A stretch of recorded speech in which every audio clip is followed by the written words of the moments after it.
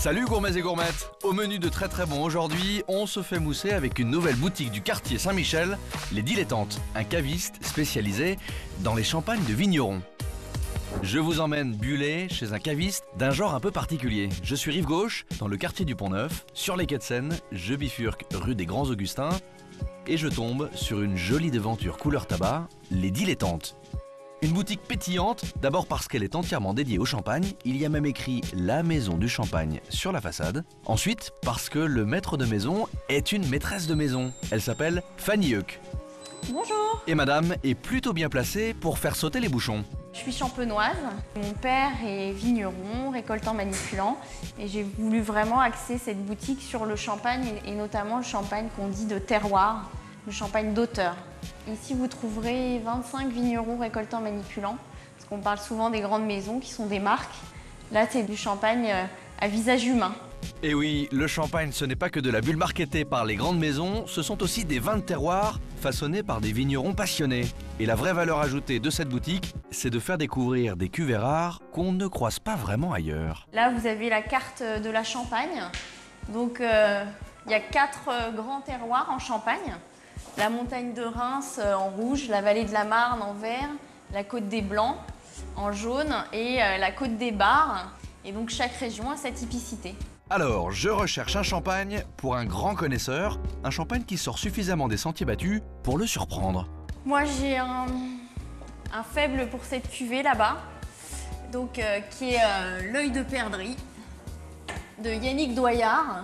C'est un rosé de pressé, donc comme au XVIIIe siècle, c'est-à-dire qu'on va presser un petit peu plus loin le pinot noir. Ça va teinter légèrement la robe, ça va donner forcément du fruit, tout petit peu de tanin.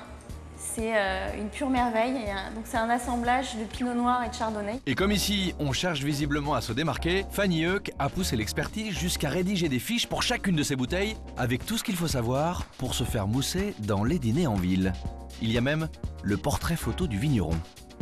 Eh bien allons-y pour cette cuvée, et comme ce qui est rare et cher, il faudra tout de même débourser 49 € pour cette bouteille.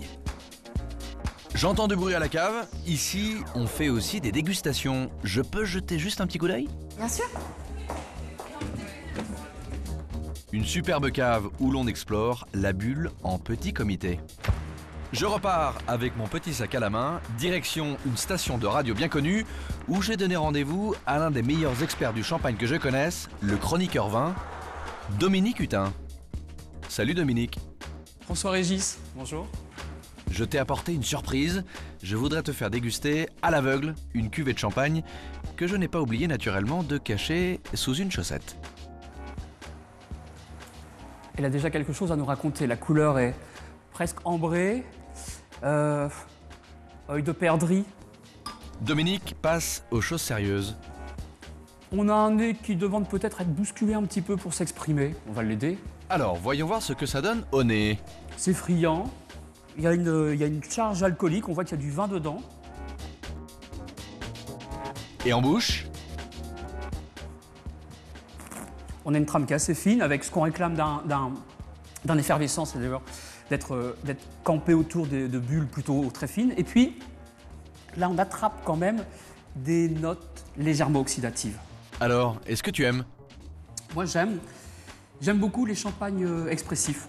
Le génie de la Champagne, c'est d'avoir une marque générique qu'on connaît même sur la planète Mars.